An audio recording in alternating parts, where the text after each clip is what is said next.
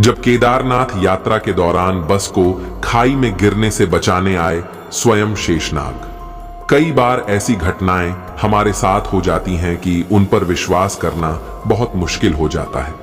आपके साथ ऐसा कभी हुआ होगा कि जब आप कोई काम कर रहे होंगे तो आपको लगा होगा कि यह मैं पहले भी कर चुका हूं या कर चुकी हूं, और ऐसा सिर्फ इसलिए होता है क्योंकि ये सब हमारे पुनर्जन्म से जुड़ा हुआ होता है। कई लोग पुनर्जन्म को आस्था की नजरों से देखते हैं, तो कई लोग पुनर्जन्म जैसी कोई फिलॉसफी नहीं है ऐसा मानते हैं। आज की घटना भी पुनर्जन्म से जुड़ी हुई है।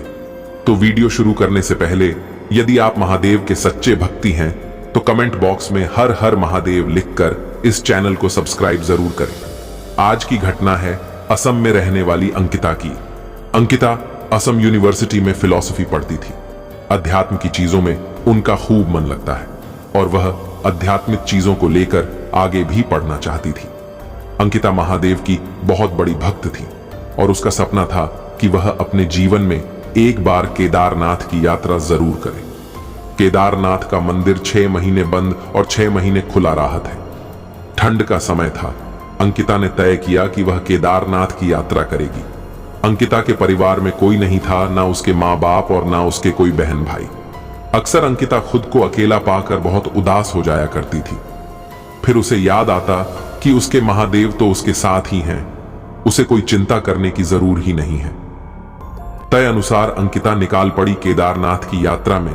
केदारनाथ पहुंचकर अंकिता बाबा केदारनाथ की पूजा कर वहीं रुक गई। केदारनाथ की खूबसूरत वादियां, आध्यात्मिक प्रकृति उसे केदारनाथ से कहीं और जाने की इजाजत ही नहीं दे रही थी। अपने केदारनाथ यात्रा के दौरान अंकिता वहां रहने वाले एक अघोरी से मिलती है। अघोरी से ही बातों बातों में अंकिता को पुनर्जन्म से जुड़ी कुछ बातें पता चलती हैं। अंकिता पुनर्जन्म पर विश्वास नहीं करती थी, पर अघोरी से मिलकर उसकी बातें सुनकर अंकिता को भी पुनर्जन्म पर थोड़ा थोड़ा भरोसा होने लगा कि सच में पुनर्जन्म होता है। अंकिता कुछ दिन केदारनाथ में रहकर वापस असम लौटने की तैयारी करती है। अंकिता ने पूरी केदारनाथ की यात्रा पैदल की थी, पर अब वह काफी थक चुकी थी, तो उसने तय किया कि वापस लौटते वक्त वह बस से जाएगी। अंकिता वापस लौटने लगी तो उसे वहीं एक मंदिर के पास बस मिल गई। उसमें बैठकर वह निकाल पड़ी।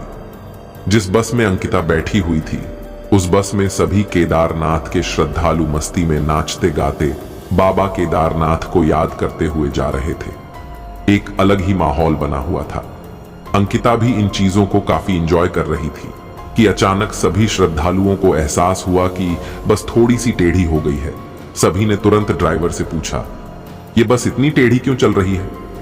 तो ड्राइवर ने कहा कि पहाड़ों पर बस चलने के कारण आप सभी को ऐसा प्रतीत हो रहा होगा कि बस आधी झुकी हुई है, पर ऐसा कुछ नहीं है। सभी श्रद्धालु घबरा गए। फिर बाबा केदारनाथ को स्मरण कर आगे बढ़ने लगे कि तभी अचानक बस का झुकाव बहुत ज्यादा गहरा हो गया और बस का एक चक्का खाई की तरफ चला गया। बस का एक चक्का खाई की तरफ होने के कारण सभी श्रद्धालु अत्यंत घबरा गए और बस में हलचल मच गई। लोग उतरकर भगाना चाहते थे, पर उन्हें मालूम था यदि उन लोगों ने थोड़ी भी हलचल मचाई तो बस खाई में गिर सकती है। बस का ड्राइवर भी अत्यंत घबरा गया। उसे भी नहीं समझ में आ रहा था कि वह क्या करे। तभी अंकिता ने सोचा कि क्यों ना धीरे से निकलकर किसी से मदद मांगी जाए। वह धीरे धीरे बस से उतरी और मदद मांगने के लिए आगे बढ़ी, पर दूर दूर तक कोई भी नजर नहीं आया। अंकिता को जब मदद नहीं मिली तो वह वापस बस की तरफ आकर खड़ी हो गई। वह बस की कंडीशन देखने के लिए जब झुकी तो सहसा उसका पैर फिसल गया और वह खाई में गिरने ही वाली थी कि तभी एक व्यक्ति आकर उसका हाथ थाम लेता है और अंकिता को गिरने से बचा लेता है। न जाने वह व्यक्ति कहां से आ गया और अंकिता को बचाने के बाद कहने लगा कि बेटी संभल के रहा करो, जबकि देखने में तो वह व्यक्ति करीबन 30 की उम्र का लग रहा था। उसने अचानक अंकिता को बेटी कहना शुरू कर दिया। अंकिता को पहले बहुत अजीब लगा कि आखिर 30 वर्ष का व्यक्ति उसे बेटी क्यों कह रहा है। वह व्यक्ति खाई की तरफ जाकर बस को दूसरी तरफ धक्का देने लगा। अचंभित बात यह थी कि खाई की तरफ जाने पर भी वह गिरा नहीं, जैसे उसे काफी अनुभव था या उस खाई से उसका कोई पुराना नाता था। सभी श्रद्धालु, अंकिता, बस ड्राइवर यह देखकर अत्यंत आश्चर्य में पड़ गए। यह कौन है जिसने आकर हम लोगों की जान बचा ली? तभी एक अघोरी वहां आता है। यह वही था जिससे अंकिता केदारनाथ में मिली थी। सभी श्रद्धालुओं ने और अंकिता ने सोचा कि उस व्यक्ति का शुक्रिया अदा किया जाए जिसने उन लोगों की जान बचाई है, लेकिन वह व्यक्ति कहीं दिखाई नहीं दिया था, न जाने वहां से कहां गायब हो गया। तभी सभी लोगों ने देखा कि बस के पास में शेष नाग गुजर रहा है। लोगों ने अपने हाथ जोड़ लिए। उन्हें मालूम चल गया कि शेष नाग ने ही उन लोगों की मदद की है, उनकी जान बचाई है। पर अब भी एक सवाल अंकिता के मन में चल रहा है कि आखिर यदि शेषनाग एक व्यक्ति के रूप में आकर हमारी जान बचाई तो उन्होंने मुझे बेटी क्यों कहा? अघोरी ने अंकिता के चेहरे पर शिकन देखी तो उन्होंने अंकिता से पूछा, उनकी बेचैनी का कारण क्या है? अंकिता ने सारी बात उस अघोरी को बताया।